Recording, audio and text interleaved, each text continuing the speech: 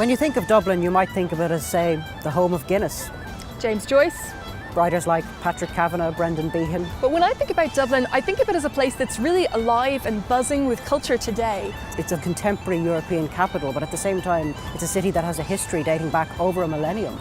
I'm Ben. And I'm Katherine. And we're the authors of Dublin on a Shoestring. And this is our Dublin.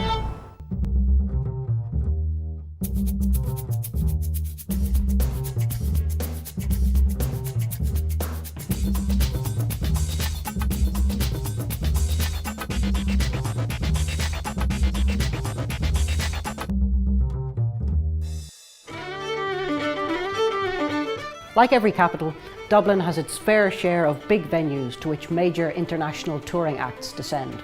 Places like the O2 Arena, the RDS and the new Grand Canal Theatre. If you fancy a great, inexpensive night out, however, this is exactly what you'll get at our recommendations. Some general tips before you head out include checking out the website www.entertainment.ie, which is really your Bible when it comes to what's going on around Dublin. You could also check out the Ticket supplement in the Irish Times on a Friday for the best features and reviews, as well as the magazine Hot Press. For updates on trad sessions and what's going on at various pubs and venues around the city, check out the website www.dublinsessions.ie. Naturally, one of the things people want to see when they come to Dublin is traditional Irish music. There's no shortage of pubs throughout the city offering trad, but to find a real traditional music session done how it used to be, you'll have to travel a little bit off the beaten track.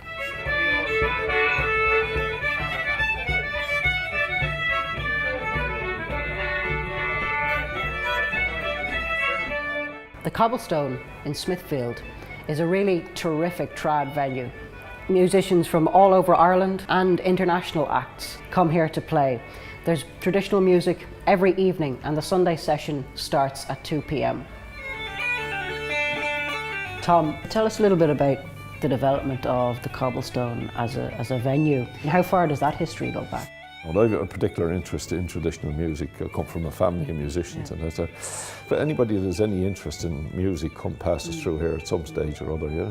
It's a small place, like it would take 50, 60 people, you know. It's a mix between a contemporary kind of cosmopolitan venue and a real great Irish country pub in the middle of the city, you know.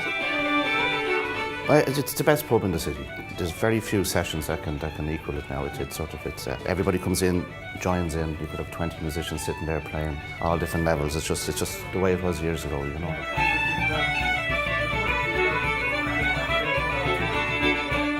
Other good venues for trad around the city include O'Donoghue's on Bagot Street, which has a long association with Christy Moore and the Dubliners, MacNeil's on Capel Street, which has a traditional music shop upstairs, so you know it comes from fine pedigree, and the Brazen Head, which is the oldest pub in Ireland.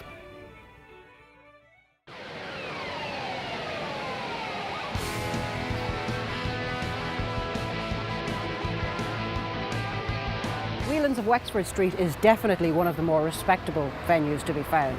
As well as being one of the city's top pubs, it is a really great venue and quite famous.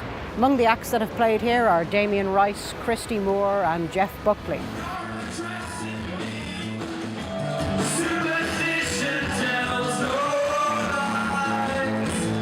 I'm here in Whelans with Sally O'Dooling, who sings with Candy in My Heels, the Jazz Cats and the Love Cats burlesque troupe, and she has sung right here in Whelans upstairs. So how would you rate Whelans in terms of the hierarchy of Dublin gig venues? It's the one that's got the most cachet, I think. Like Whelans, everybody knows Whelans, you know, it's like I said, it's not the flashiest, but it's got the most kind of style and swagger to it, I feel. I mean, so many greats have played here, I think. Yeah. You know, you kind of know you've made it if you're playing the main stage. It's just one of the greatest venues, I think. Whelans has two stages. The main stage is where top international acts perform and top Irish acts, whereas there's a smaller venue upstairs, which is really a great place to catch some of the latest, hottest new Dublin talent.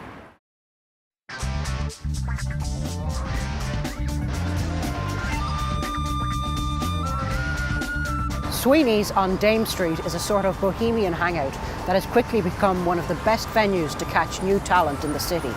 All the gigs are free and the music is incredibly eclectic, with everything from soul to synth pop across 3 floors. I'm here with Tamala Clark, who organises the singer-songwriter night here at Sweeneys on Tuesdays.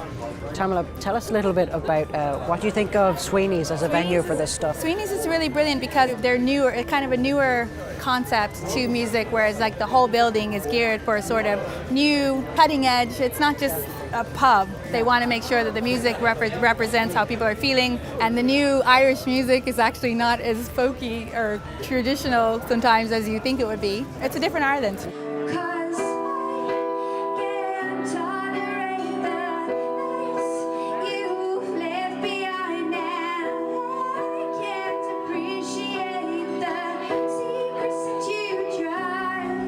The decor is an attraction in itself, with incredibly cool artwork on all 3 floors.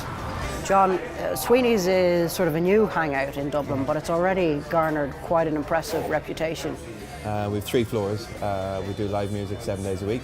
Downstairs is kind of a bigger venue, and then their bar venue is kind of upstairs. Yeah, but again, it's always free. So it's just the thirst of the punter that pays for the band, you know. So when I started this bar and said I was going to do live music 7 days a week and not charge in, people says, well, best of luck, you won't be around in 4 months' time, you know, and we're here 2 years later, you know. It's just good food, good music, good Lots of booze, fun. you know. Yeah. That's my job, that's what you do.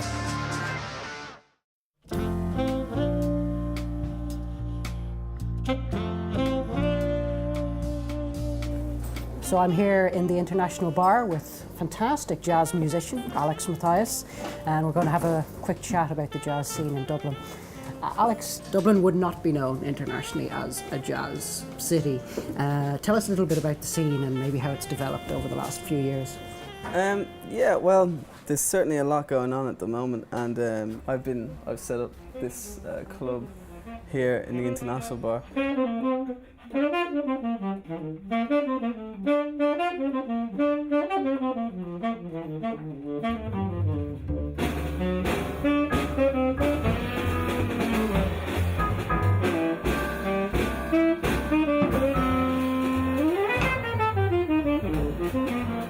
So tell us a bit more about the jazz scene in Dublin. I mean, is it international musicians that come over? Are there many Indigenous Irish musicians? What's the vibe like among the crowd? Who would show up?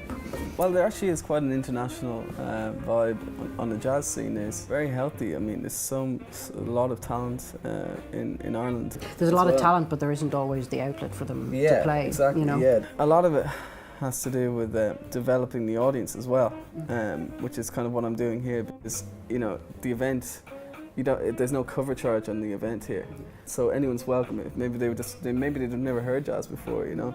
So that's kind of the approach I've taken, and just trying to develop the audience and connect with the audience and show them that it's a great music.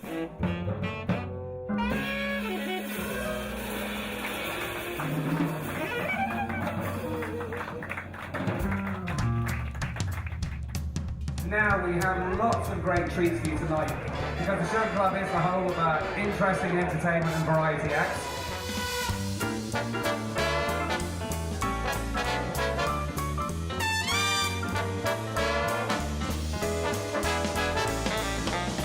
So I'm here at the Sugar Club with Carl Byrne, aka Reverend KXB, director, organiser of the Burlesque and Cabaret Social Club, which is the 3rd Friday of every month. So Carl, tell us how long you've been coming to the Sugar Club for, first of all. With the Sugar Club, the show itself, the Burlesque and Cabaret Social Club, has been here about nearly 2 years we're marching on towards. It's really burlesque for the populace, as one person described it. She does this, you all have to go. Part of my mission in life is to get people to shine and do something they've never done before. That's really what I love. That's how they're doing the rehearsals. Oh, do you like that? We have the best audience in Dublin, dressed up to the nines, here for fun and with that right kind of attitude. And Really everybody, dedicated, sort of very dedicated, loyal but, fan base. and they love new people coming in, the burlesque virgins. They love them coming in and welcoming and giving them advice on outfits and where they got this and that. Now, we'd like to thanks for sponsoring us tonight. We're all wearing them now. I'm wearing 3 pairs. So what kind of stuff are we going to see tonight? Well, tonight, every show is different, which I enjoy. Some people, we have debut performances. We have the Sugar Betties, which is our very own kind of a troupe. They're doing a bit of a 3-parter tonight, but with loads of great live music from the Burlesque Choir Band.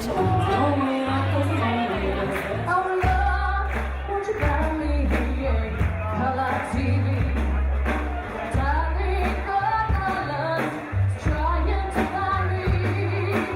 I remember as a teenager loving the 40s kind of style and gear and the clothes and just going out and looking that little bit class, and it's a lot of fun. For a lot of people you can give X amount to burlesque, but for me it's 24/7. Cuts!